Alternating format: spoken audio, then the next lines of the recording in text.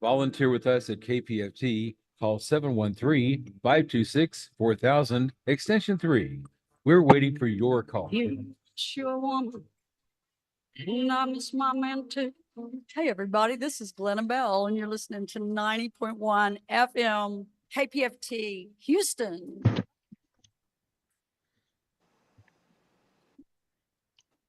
Welcome to Politics Done Right. My name is Egberto Willies, your host. Good morning, Houston.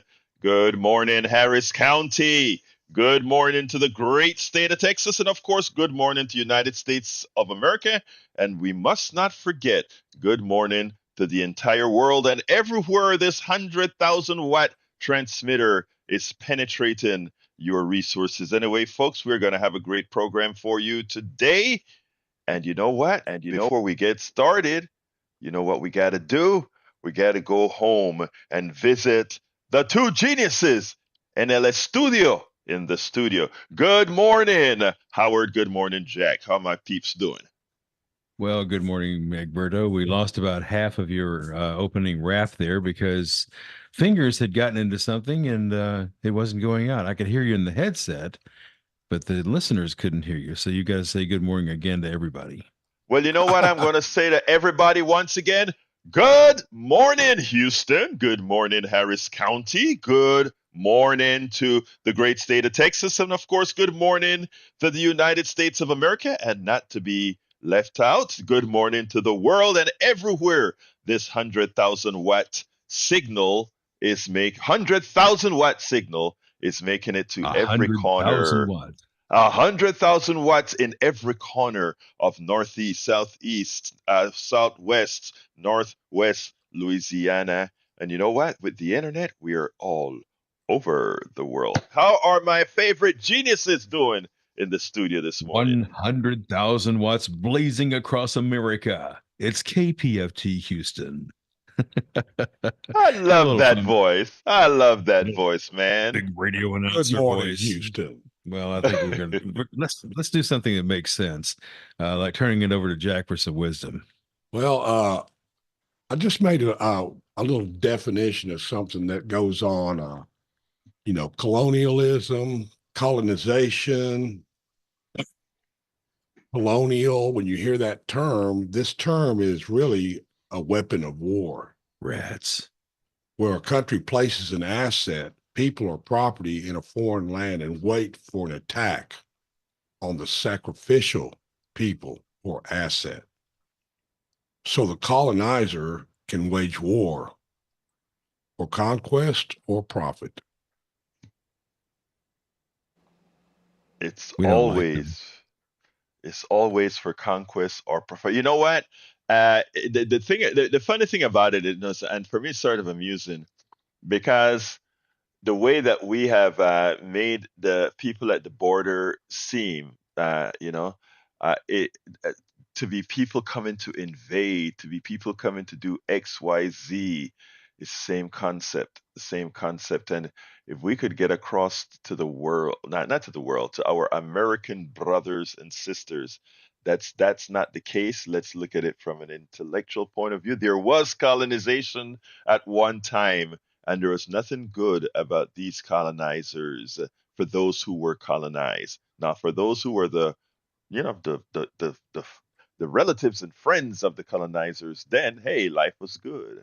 But for the others, folks, there's a lot to remember. And do remember, all of you that's over here, remember that those people coming across the border, they're not coming over to invade. They're not coming over to take over your lives. They're not coming over to kill, maim, and hurt, harm. They just want a job. And the truth of the matter is that we're not talking about open borders or anything like that. So we're talking about just have compassion and remember for those who are Christians, remember all the teachings that Jesus Christ spoke about, and try to make sure that you live up to those tenets. But anyhow, today is Thursday, which means we have the one and only founder of the Houston Democracy Project, Neil Aquino. Good morning, brother Neil Aquino. How are you doing today? Excuse me. Good morning, global audience, and I am doing well and glad to be here, and good morning to all. Yeah, well, look, we have a lot of talk to talk about. Today's program is as follows. The title of the show is Nikki Haley and Mitt Romney Gets Real. Also, Wall Street Media Destruction Continues. I think I should have put something like Wall Street's media destruction, comma, continues. Maybe I don't know, probably. But then we're going to start with Brother Neil Aquino with a few things that are local. We'll continue with our calls at 713-526-5738 to talk with either the subject we have at hand, or you can make it anything you want to be. You can ask anything, you can say anything, as long as it's civil, because that's what we like here, civility. That's how we can communicate with each other. Anyhow, Neil, what's up? You Oh, sent good me a morning. tweet from one of our reps there, and it was an interesting tweet, good tweet. Talk to me. Well, this is on the Houston Democracy Project blog, the Houston Democracy Project blog, which you can find at HoustonDemocracyProject.com, which is my effort. And so I on my blog I wrote two connected pieces um, about elected officials and cops, two subjects I'm both wary of. But as I wrote these pieces over the week, we have a right to be served by these folks. I think sometimes I'll just speak for myself, in my wariness over them and in my cynicism, I forget that I, as much as anyone else, or we as much as anyone else, have the right to be served by these folks. And Representative Gene Wu, who represents some portions of Southwest Houston and Asia Town, made a comment that the Republican Party is the single greatest danger to my community right now. And I was appreciative to see that, because I one of the things that I've stressed on the Democracy Project is that democracy is a matter of public safety. There's no public safety without democracy. We envision a future rooted in democracy for ourselves and our family, obeying the Constitution, obeying the laws, not overturning elections, and Representative Wu writes, calling for a civil war, taking away women's rights, demonizing immigrants, blocking the border bill, and selling out our national security to support Trump. And sometimes I think folks on the left, um, in their justified anger at the system, um, sometimes think that engaging with the system undermines their arguments.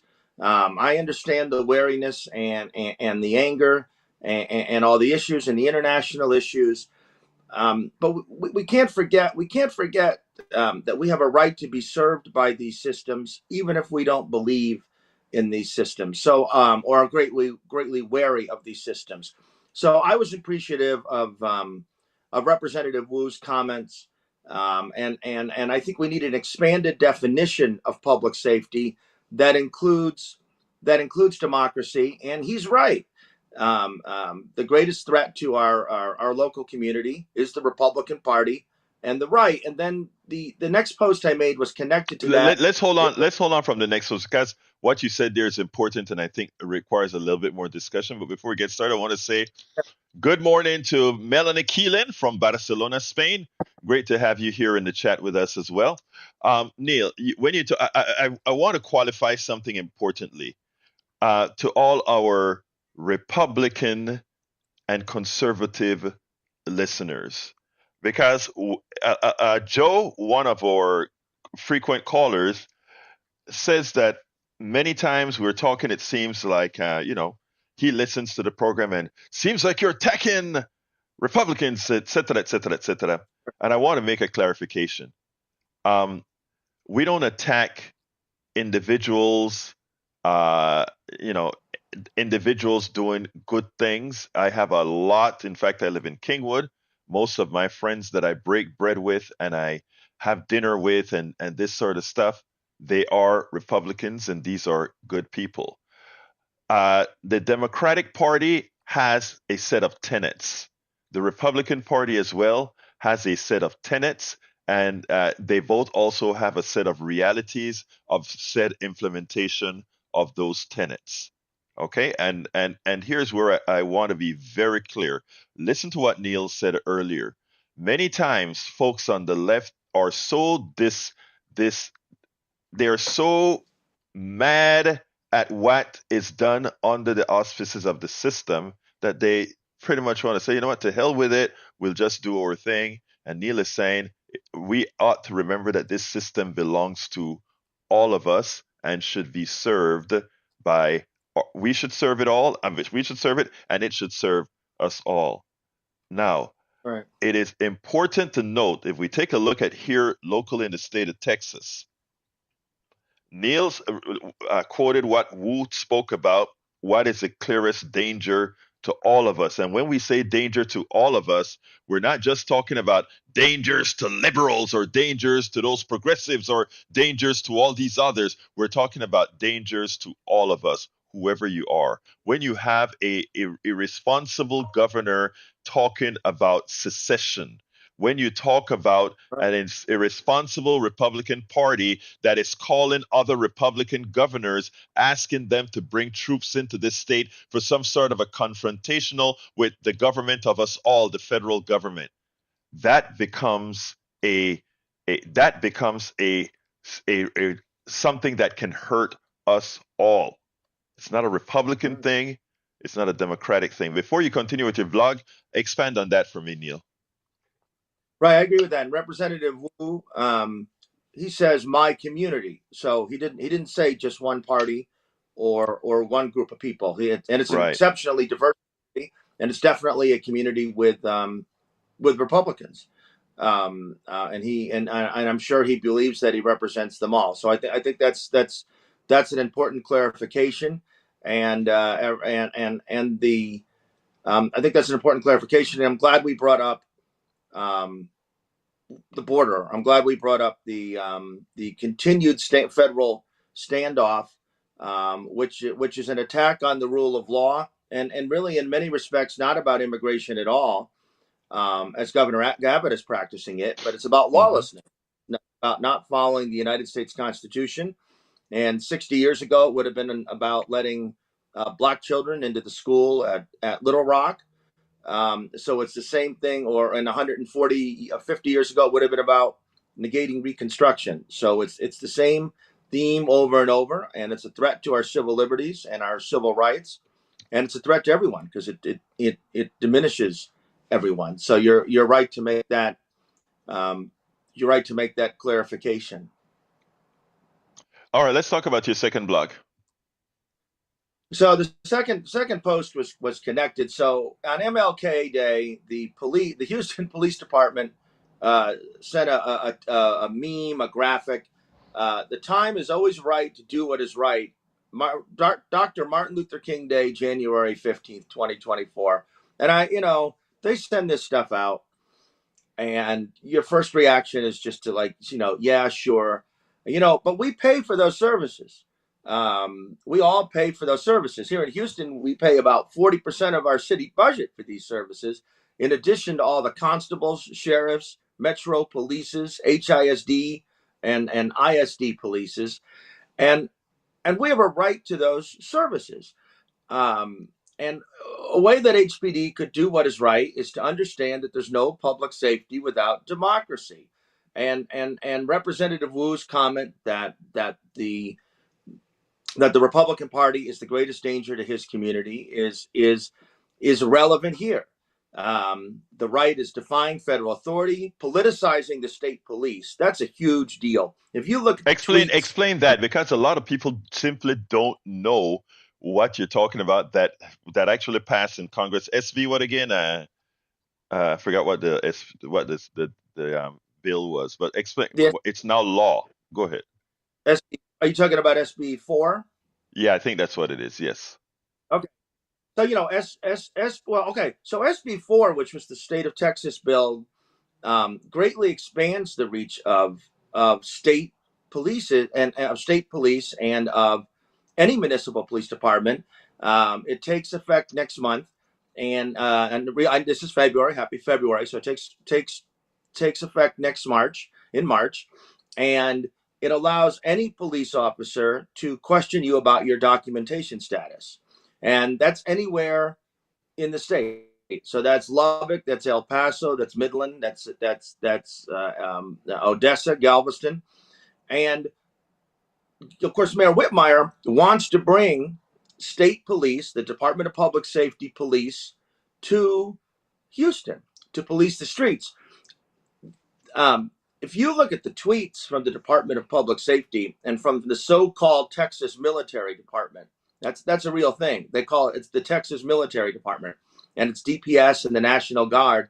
They are constantly praising Governor Abbott. They work for the people of Texas, but they're constantly praising the governor.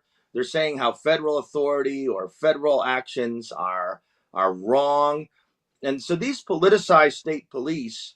Well, first, it's appalling that Mayor Whitmire wants to bring them here, and secondly, it's appalling that armed police officers in uniform are taking sides in a dispute, in a political dispute. That is really dangerous to all of us.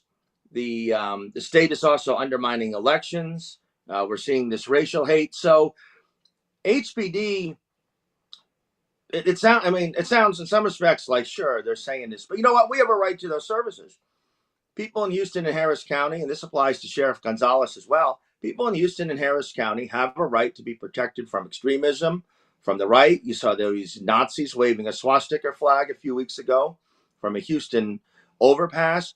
And rather than HPD writing endless tickets to Food Not Bombs, I think they're up to about 95 tickets now, 93 tickets for sharing food, they could instead address actual threats to Houstonians. And it is difficult because, well, it's not difficult for them to do what's right, but it is the mainstream political system that is delivering this extremism rather than some Antifa or Black Lives Matter or some made up group.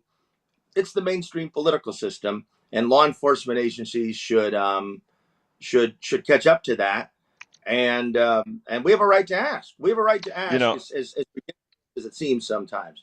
since we're talking about the police officers, and I want to bring this up not only here in Houston, not only here in Texas, but around the entire country. One of the easiest way to control people is to keep them in a state of fear. And if you take a look at what's occurring in Houston, and the mayor, the current mayor, Whitmire, who just won, along with Kim Ogg and others, would have you believe that, Houston is just a bastion of crime, killings, and all these other things, threats to your life, etc. I don't want to diminish crime because I never would. And when crime happens to you, it's 100%. The crime rate is 100% when it happens to you. The Houston metropolitan area, I think, is what, over 4 million people or so, you know? Yeah, huge. And if you take a look at, first of all, the crime rate is in fact down. But even if you look at the crime rate at its highest level, whenever that was, I ask people to think about it. You live your lives constantly.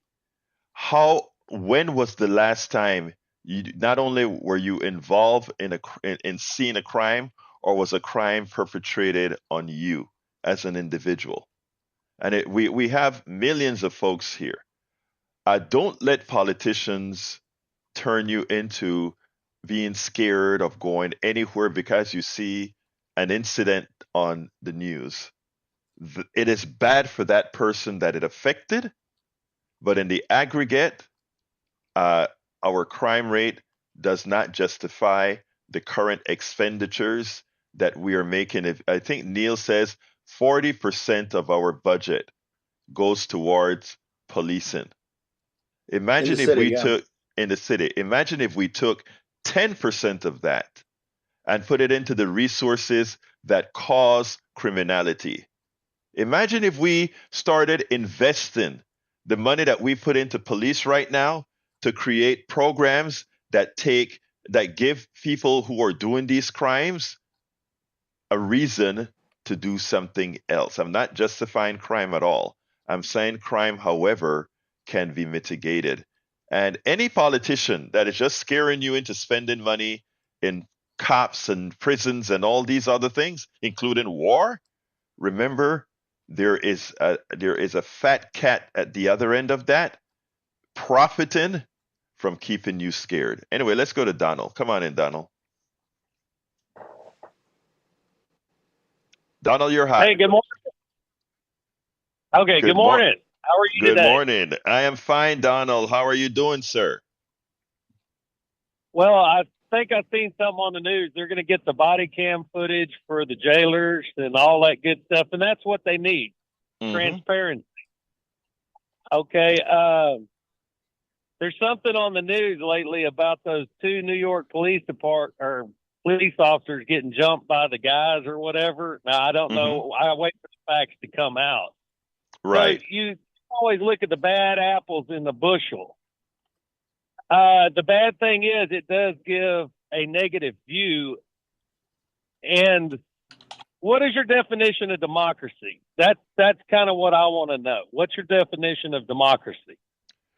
A democracy is where first of all, there are two pieces to democracy, right? One is individual rights, and the second is collective rights.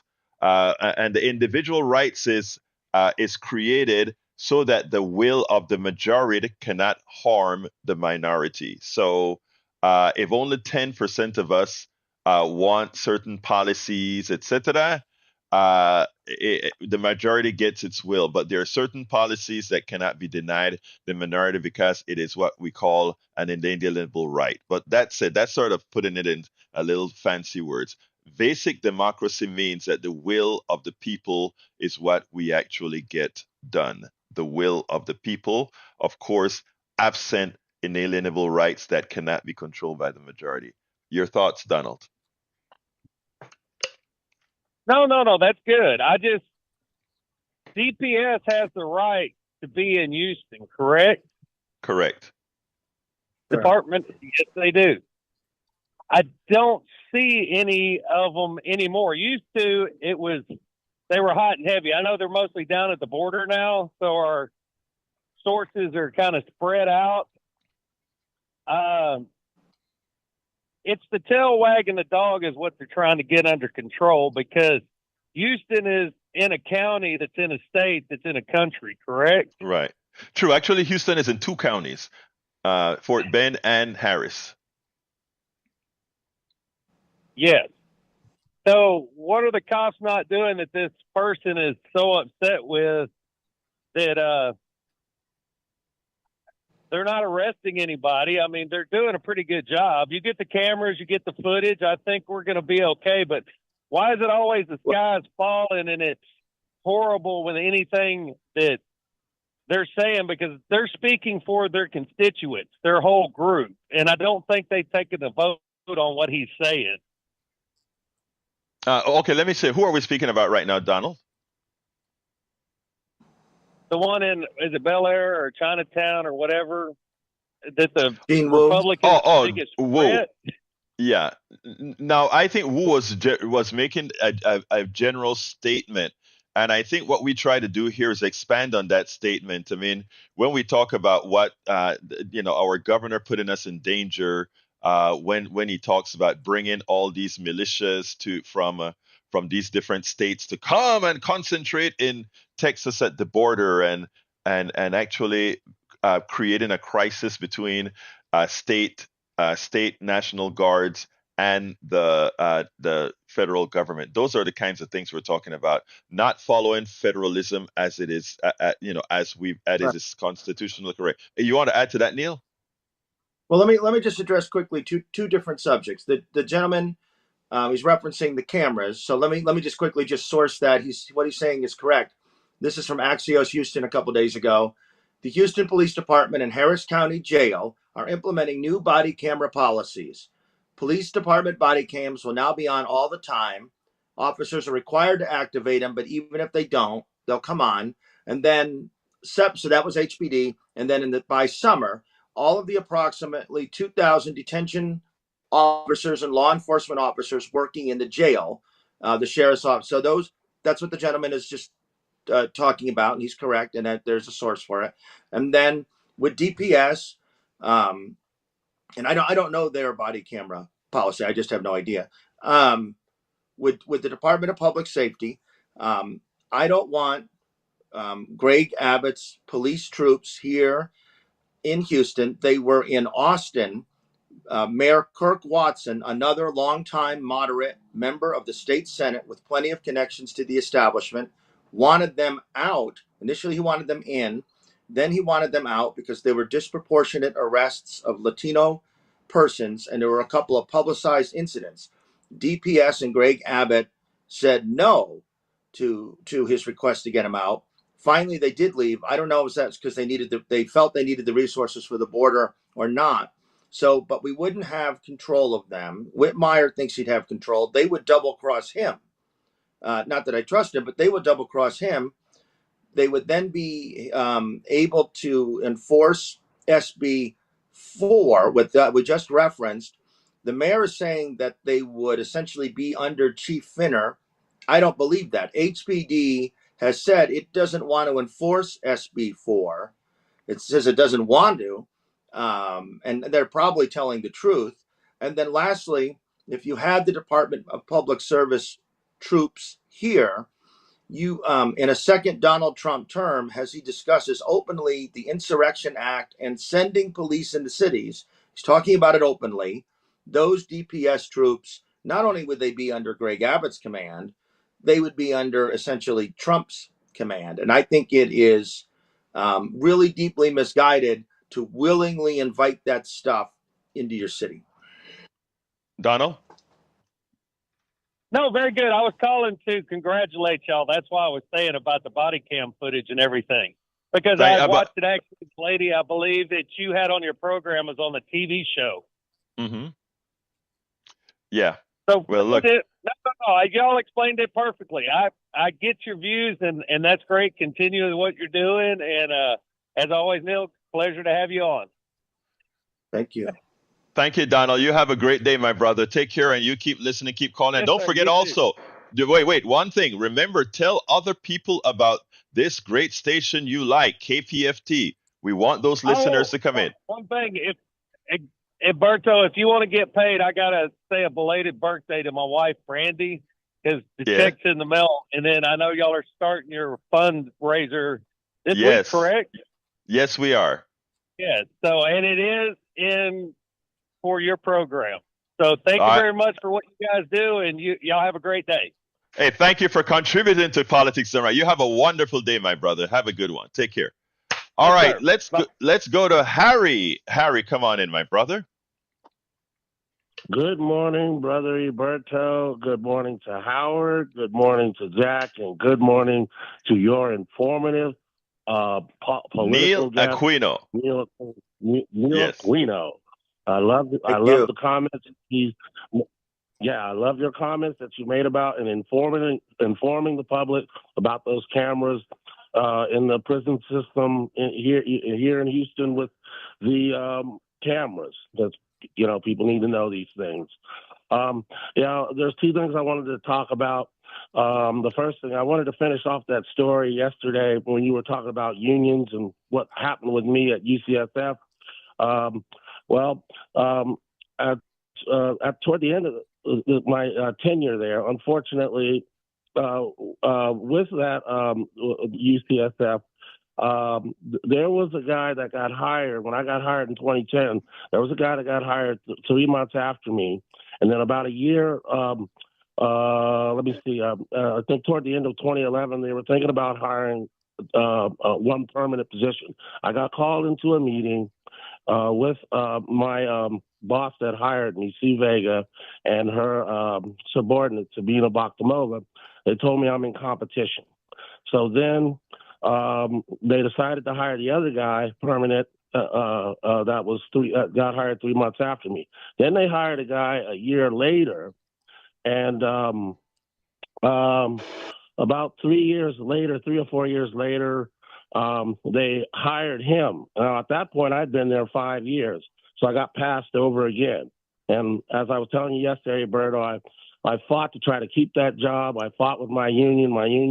I had my union to help fight for me, and they did and I remember the union rep talking about, why isn't this guy permanent? He's been here 5 years. You hired 2 people who came after him before him. What was the resolution of that, Harry? Because we got to kind of speed it up. I appreciate the story. Yeah. Let me hurry it up. It's just I ended up not getting permanent, and I ended up losing my. They ended up getting rid of me. I ended up losing my job. It was just a very bad experience. But enough of that. Yesterday, when I called member services to talk to Howard about 3 more songs, I was talking to him, and I know you know who this person is, Roberto. Jane Elliott. Yes. You mentioned Dr. King a little at the top of your show, and Jane Elliott did the brown and blue-eyed, brown-eye exercise. When I was telling Howard this, he didn't know about all this, and he just thought it was very an informative thing that I talked about. Jane got a lot of pushback on that. After Dr. King was assassinated, she did the brown-eyed, blue-eyed exercise with what we call white children, because I don't like saying white, I say melanin deficient, and the black children. And he wanted to demonstrate, oh Lord, children and black people are discriminated against, as you know. And he took a day where in the school that the black children got treated correct. They got treated with respect, and they weren't discriminated against. And then the white children had to get treated with disrespect and looked down upon. Then the next day, she reverted back to the way it is with black children and white children being discriminated against. And a lot of the white parents got really irate about that. And I was looking up here on Wikipedia. PBS did a series in 1970 called "The Eye of the Storm" with the children's exercise, and then they did it again. She did it again in 1995, 2001. Angry Eyes with adults. Yeah. Okay. Let me just say this, Harry. I want to kind of get to the other caller, but that was a very important experiment, and it just showed you how external things have an influence on people, and in effect it showed you that race is really idiotic. So I mean the concept of race makes no sense. So that is the gist of the James Elliott the experiment with blue eyes, brown eyes. It shows that external forces can have an impact. But Harry, I got to go to Gonzalo, who's been waiting for a while. And as usual, I thank you so kindly for calling in, and also always giving us a chance to expand a little bit on what we're talking about. So thank you so kindly, brother Harry. Thank you, and have a good day, rest of the panel. And thank you, Howard, for that smooth jazz music, bringing in Roberto Williams to show politics done right with heavy All right. grip. All right, Harry, get out of here. Harry, I got to go to the next call, my brother. Let's go to Gonzalo. Come on in, Gonzalo. How are you doing today? Gonzalo, you're on. All right, we can't hear Gonzalo. Let's give him 5, 4, 3. Gonzalo, are you there? All right, let's go to Augie. I think he fell asleep. Yeah, I think he fell asleep. Augie, come on in. All right, we'll get to Augie in a minute. There we go. Come on in, Augie. In the whole world, about I was thinking about 3 Army folks who died in Syria. Mm-hmm. And the Sunday paper said they were reservists. They were not RAs, regular Army. And things happen like that, but nobody sees what's really happening. It's saying that our military, our regular Army, does not have enough Americans that want to join it. And the Republicans want to get us in all these wars, but then they keep nibbling away at our military, downsizing it, taking away their BX benefits because businessmen outside said it was unfair competition. Mm-hmm. That we had the BXs, and then they're shutting down the military hospitals and put them on TRICARE, which at some bases outside the hospitals outside in cities don't accept TRICARE. But also, we have immigrants in our military. They went to Afghanistan and Iraq, over 1,800 of them. And here are these people attacking immigrants. And, It's amazing. they, I want to halt you right there, Augie, for one reason. By the way, folks, the telephone number is 713-526-5738. Again, that number is 713-526-5738. 713-526-5738. And welcome aboard, Eric Hayes from Atascocita, Kingwood.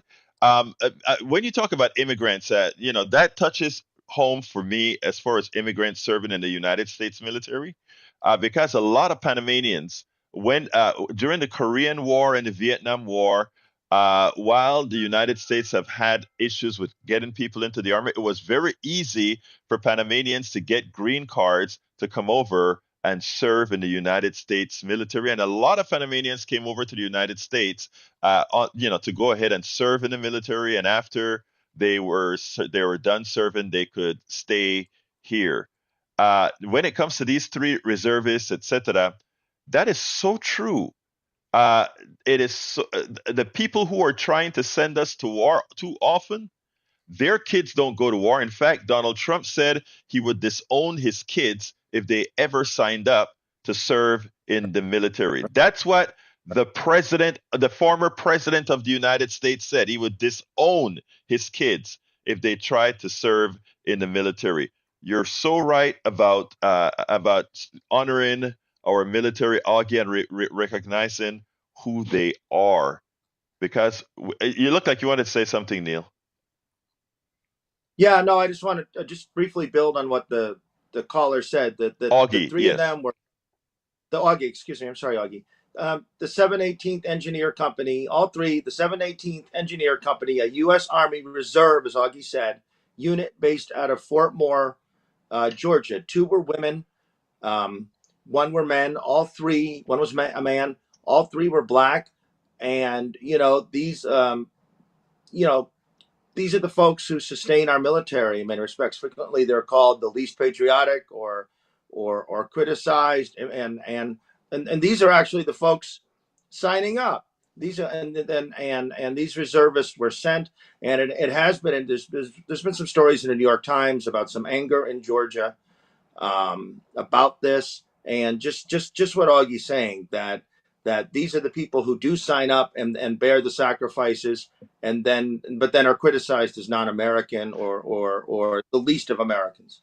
Yeah, it is shameful. But and Augie, I want to do one thing, because we talk about how Republicans are trying to force in the Congress are trying to force Biden hands to be more reactive in Iran. I'm coming back to you, Augie, but I just want to make one statement about Biden now, because I believe in fairness, and I believe we need to call things the way they are.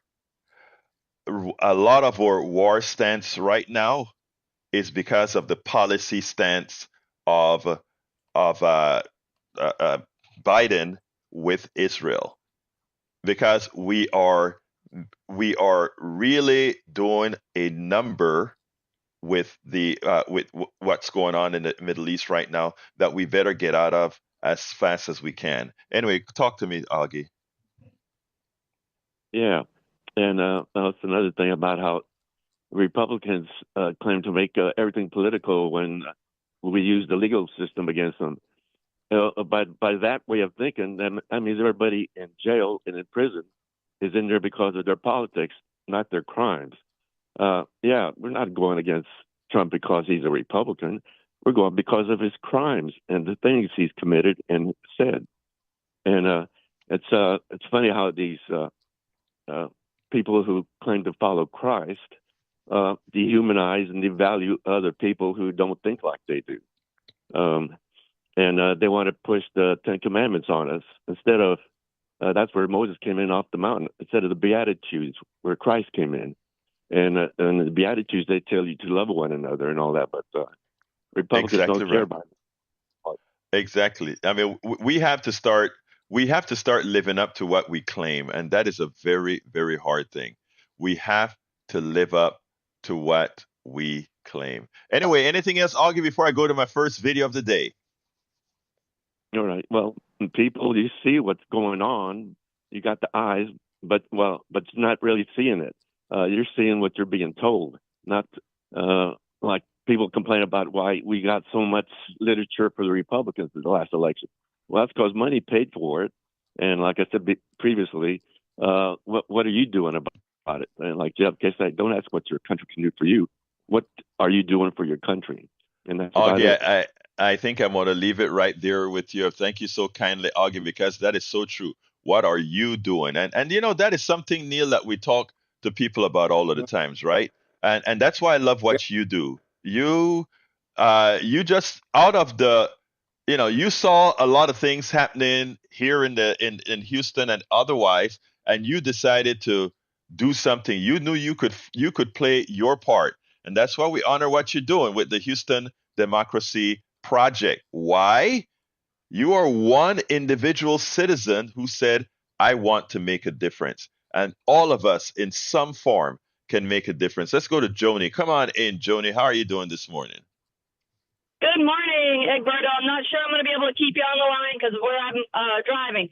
But just wanted to clarify what I had said earlier about projections, kind of tangentially connected to what you're talking about with the Republicans and, creating the other to attack.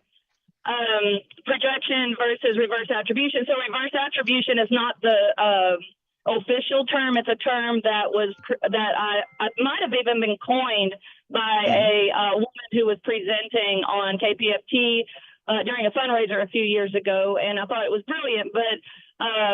But the actual term is, and now I forgot it because I called in. Oh my goodness, it's an early morning.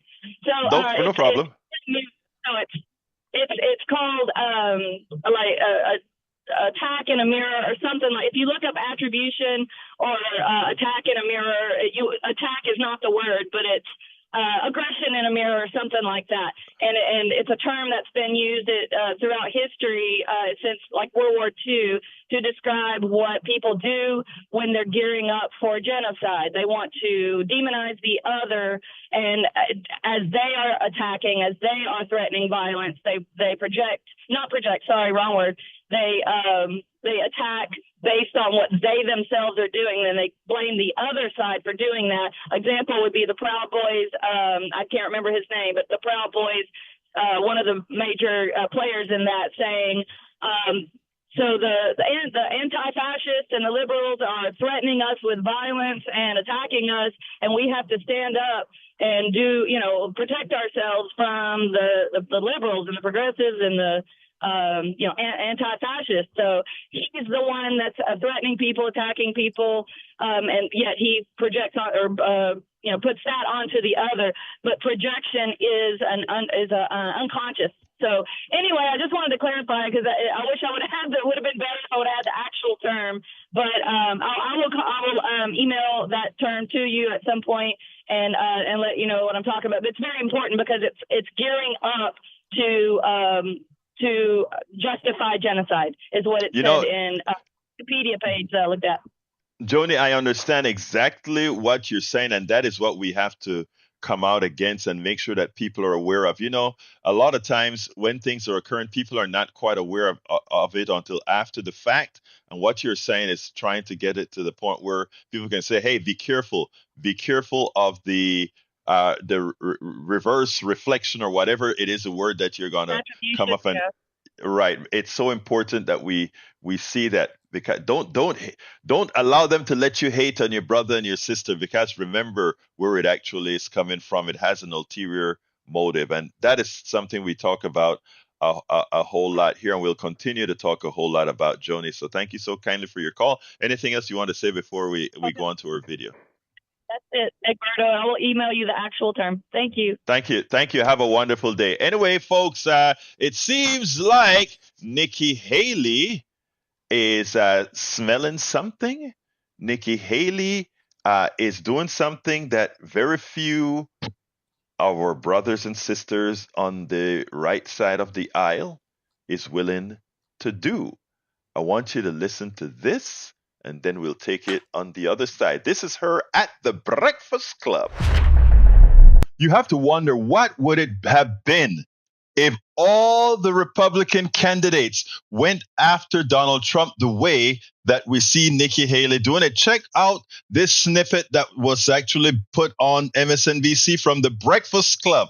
I mean, This was a montage by Nikki Haley that you've got to see. Check it out. How has Trump changed politics for the good and the bad?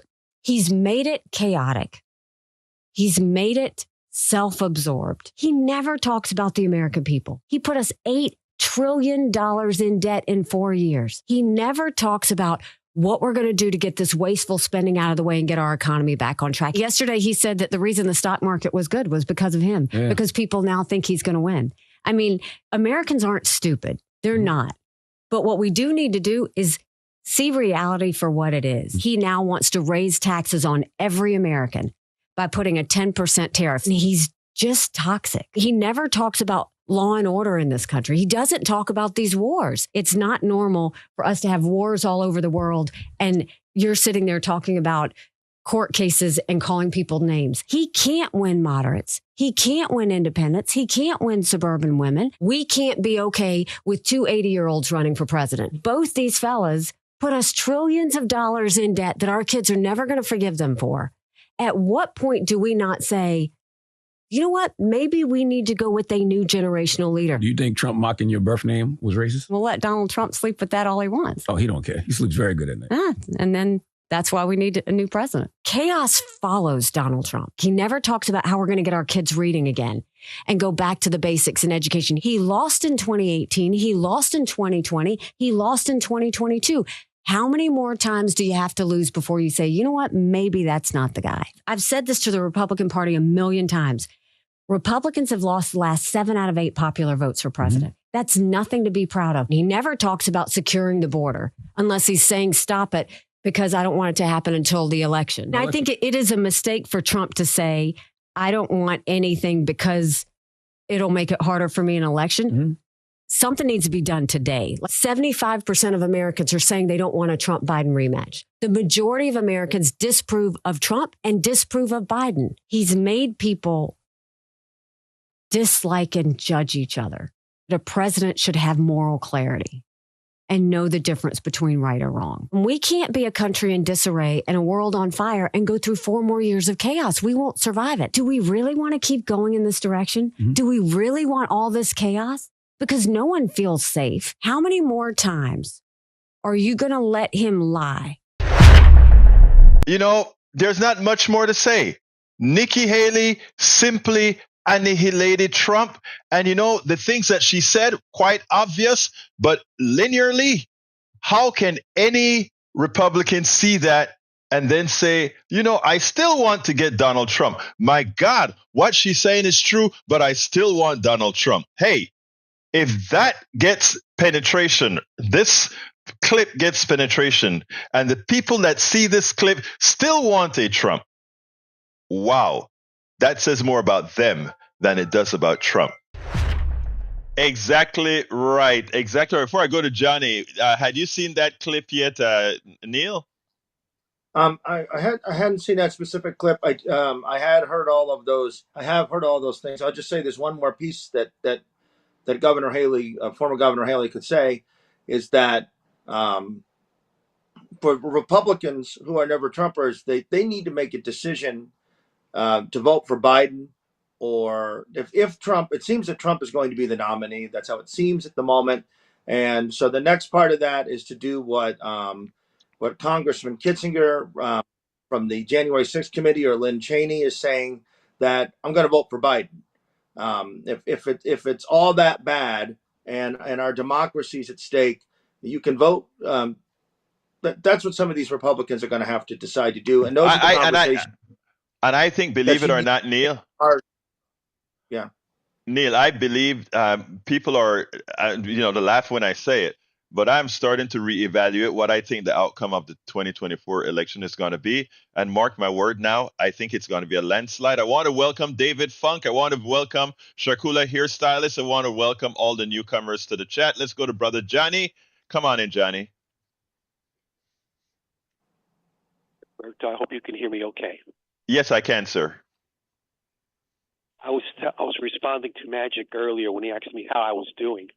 And I thought about it for a second, and I realized that after being unconscious all night, in my conscious state, I'm feeling way better. discussion, if you will, with a college instructor in a psychological, psychoanalytical. It was a combination psychology and literature course, and this guy was a real prick. And I got into a big argument with this guy, trying to explain to him the difference between unconscious and conscious and subconscious and all. I explained to him that when we go to sleep, I'm not being subconscious. I'm being unconscious. Just like if somebody bops me on the head, I become unconscious. So, unconscious state is way different than what's going on subconsciously. You can be awake. You and I could be having a conversation. I could be driving the vehicle while we talk, and subconsciously there could be something operating beyond my awares. It doesn't happen unconsciously because that means I would have to be asleep. So if you choose to criticize Republican Party politicians, as I often do, about their motivations, their subconscious motivations, not the unconscious motivations, I think that would be more accurate. With all due respect to Joni, matter of fact, I like her comments in the past, but with all due respect, we need to keep it simple. And while we're worried about our nomenclature, guess what? The Republicans are running circles around us. We better get ready with our fists and not just our dictionaries.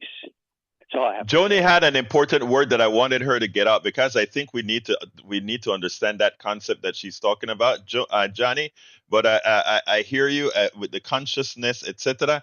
But guess what, Johnny? Suddenly a rush came in, and I have to go ahead and go to another line. So thank you, Mayor of Politics Done Right, for giving us a call and enlightening us once more. Yes. That term in the military that she's referring to, that was explained in A Few Good Men. Remember the mirror on the hill in Cuba? Remember that? That's yes. Thank you, brother. Let's go to Derek. Come on in, Derek. Hey, good morning, Roberto. Good morning, hermano. Talk to me. Yeah, I just want to say, man, everything that Nikki Haley said is true, but she ain't gonna be president because remember, those people did the same thing to Hillary Clinton, and when they went up in that voting booth, all those Republican women, all those who claim to be, we're gonna put the first woman in office. What did they do? They went in and reneged and voted for Donald Trump. So, I mean, what that old saying they always call and say, remember that story of Barabbas now. They don't want, they want Barabbas, and Barabbas was a murderer. Barabbas was a liar and a thief. And this is where the people's mindset is today. I tell you what, no, Derek, don't leave yet. I want to just say this real quickly. That happened with Hillary. That happened in a lot of elections. One of the I continue to have eternal hope that we are going to be able to trigger something in somebody that that makes them want to do others. You are so right about. I cannot see any woman who there's a certain amount of self-hate or a certain amount of you think less of yourself when you actually elect somebody like Donald Trump, especially women, right? In other words, he thinks so little about women as a human being. He thinks of them as a thing.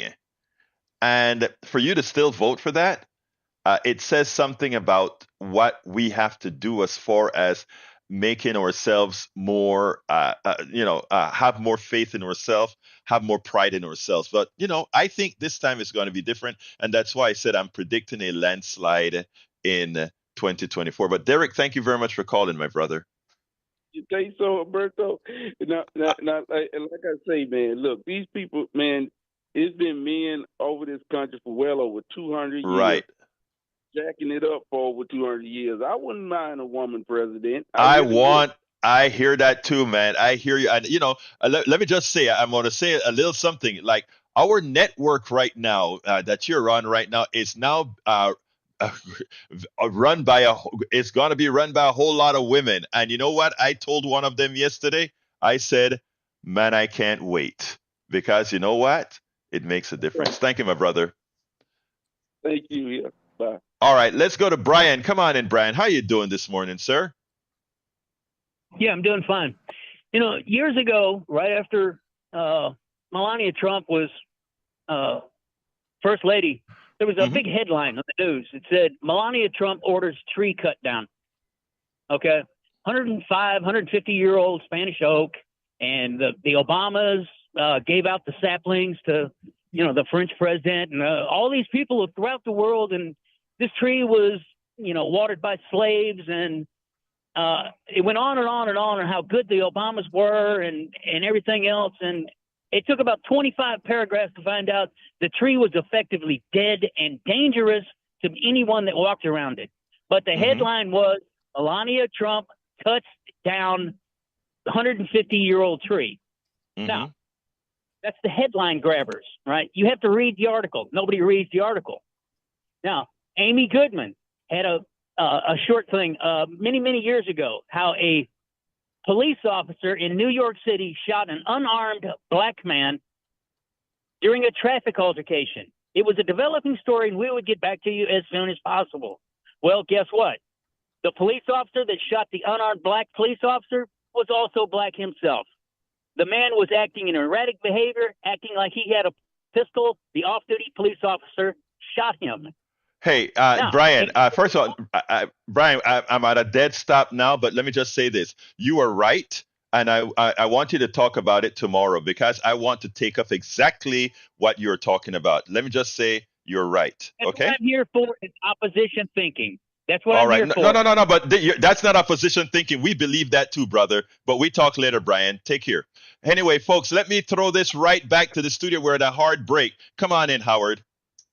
Okay, well, Egberto, we've got our fund drive starting on February the 8th, as you were talking about, and I want folks to start thinking about how good this show is and how to support it and keep it on the air with those donations. Jack, in fact, Jack is wrapping up the phones here, so we'll get some wisdom from Jack in just a little while. All right. Well, let me thank Brother Neil Aquino here to give me a quick comment about your website, etc. Very good. Don't forget the local Houston and Harris County, the Houston Democracy Project at the HoustonDemocracyProject.com. There's a blog and there's action steps you can take, and let's all work together locally. Jack. No, he's still on the phone. Okay, we'll get his wisdom tomorrow. All right, we'll get this wisdom tomorrow. Anyway, folks, I want to thank Jack. I want to thank Howard. I want to thank Neil Aquino. All the callers, thank you so kindly for calling in. Love you all, listeners, callers, and everybody. My name is Egberto Willis. This is Politics Done Right, and you know how I end this, baby. I am what? Out! You're listening to the American Democracy Minute, keeping your government by and for the people. In November 2023, an Eighth Circuit Federal Court of Appeals upheld a lower court's radical ruling that Arkansas voters did not have the right to sue under the 1965 Voting Rights Act. Despite being widely panned as a fringe ruling, the Eighth Circuit refused to rehear the case January 30th. The Arkansas State Conference of the NAACP and the Arkansas Public Policy Panel, represented by the ACLU, contested racially gerrymandered statehouse maps under the Voting Rights Act Section 2. In 2022, an Eighth Circuit Federal District Court ignored decades of private right of action precedent, allowing voters, civil rights groups, and democracy advocates to bring suit to protect the rights of voters. The court restricted standing only to the U.S. Department of Justice, though for the moment it applies only to states in the Eighth Circuit: Arkansas, Iowa, Minnesota, Missouri, Nebraska, North Dakota, and South Dakota. The decision started a chain reaction in the Eighth Circuit and other districts. Recording.